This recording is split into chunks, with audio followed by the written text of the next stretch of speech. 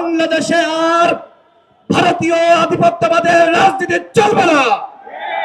আমার ভাই হাদিকে গুলি করা হয়েছে, পরিকল্পিতভাবে হত্যার উদ্দেশ্যে এই গুলি করা হয়েছে।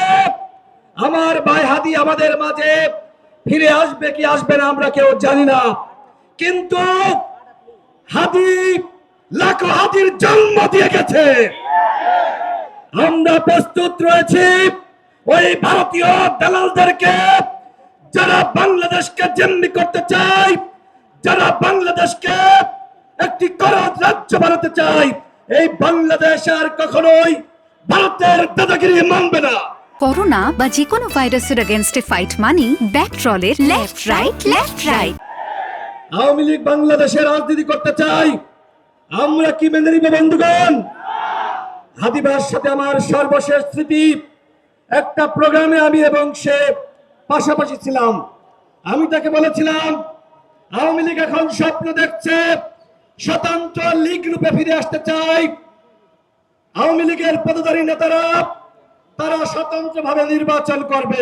তিনি আমাকে বলেছিলেন এই বিষয়ে আমাদের সবাইকে একসাথে কাজ করতে হবে। বন্ধুগণ, বাংলাদেশে আওয়ামী লীগ রাজনীতি করুক, অন্তর্বর্তীকালীন সরকার তাদেরকে সুযোগ দিক, নির্বাচন কমিশন তাদেরকে সুযোগ দিক।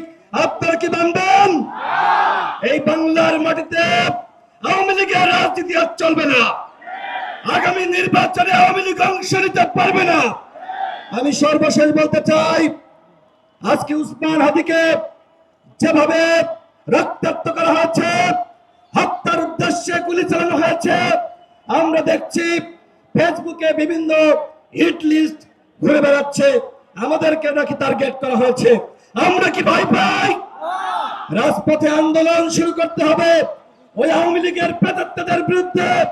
আজকে সারা বাংলাদেশে দেখছি বিভিন্ন জায়গায় আওয়ামী লীগের জয়গান গাওয়ার জন্য টেলিভিশন টকশোতে ঝটিকা মিছিল। আওয়ামী লীগের উদ্দেশ্যে বলতে চাই, যদি মাঠে নামো পিঠে ছালা বেঁধে মাঠে নামো। এই বাংলাদেশে আওয়ামী লীগের রাজনীতি আর চলবে না, ভারতের দাসত্ব আর চলবে না। আজকে আমরা প্রস্তুত হয়েছি, এই শহীদ বিদ্যার্থীকে আমাদের শপথ দিতে হবে এবং নির্বাচন কমিশনের ব্যাপারে যে কথাটি না বললেই না। আজকে প্রধান নির্বাচন কমিশনার বলেছেন আমার ভাই হাদির উপর যে হামলা হয়েছে এইটা নাকি বিচ্ছিন্ন ঘটনা। আমি প্রধান নির্বাচন কমিশনারকে বলবো, আপনি যদি ক্ষমা না চান ওই চেয়ারে আমরা আপনাকে রাখবো না। আপনাদের সকলকে ধন্যবাদ।